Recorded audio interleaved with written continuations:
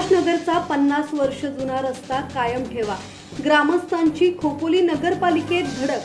नगराध्यक्ष कुलदीपक शेंडे यांना निवेदन. खोपोलीतील सुभाषनगर ग्रामस्थांनी नवीन पर्यायी रस्त्याला विरोध केला होता. त्यावेळी रस्त्याचे काम थांबवण्यात आले होते. हा रस्ता कायमस्वरूपी सुभाषनगरसाठी करण्यात यावा आणि डांबरीकरण करावे.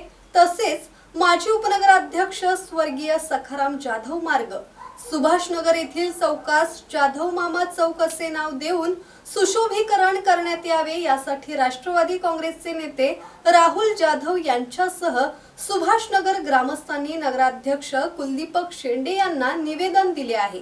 खोपोलीतील सुभाषनगर ग्रामस्थांनी नवीन पर्यायी रस्त्याला 11 डिसेंबर 2019 रोजी विरोध केला होता. तत्कालीन मुख्याधिकाऱ्यांनी लोकांचा आक्रोश बघून त्याचे गांभीर्य ओळखून या पर्यायी रस्त्याचे काम ताबडतोब थांबवले होते.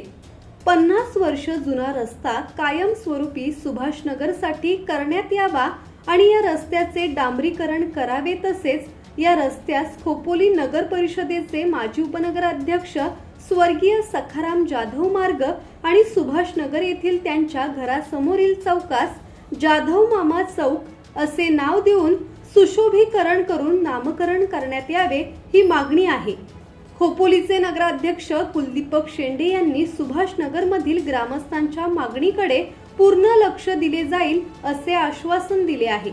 मात्र या आश्वासनाचे पालन न झाल्यास 2019 मध्ये झालेले आंदोलन, उपोषण आणि रास्ता रोको सारख्या कृती पुन्हा होऊ शकतात, असा इशारा राष्ट्रवादी काँग्रेसचे नेते राहुल जाधव यांनी दिला आहे. ब्युरो रिपोर्ट, संवाद मराठी लाईव्ह, खोपोली.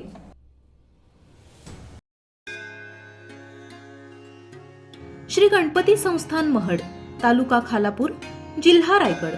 श्री वरद विनायकाच्या भक्तांसाठी भक्त निवासाची सोय, स्वच्छता आणि 24 तास गरम पाणी. सीसीटीव्हीची नजर. आगाऊ नोंदणीसाठी संपर्क करा 021 92 26 69 12 72 76 47 38 54.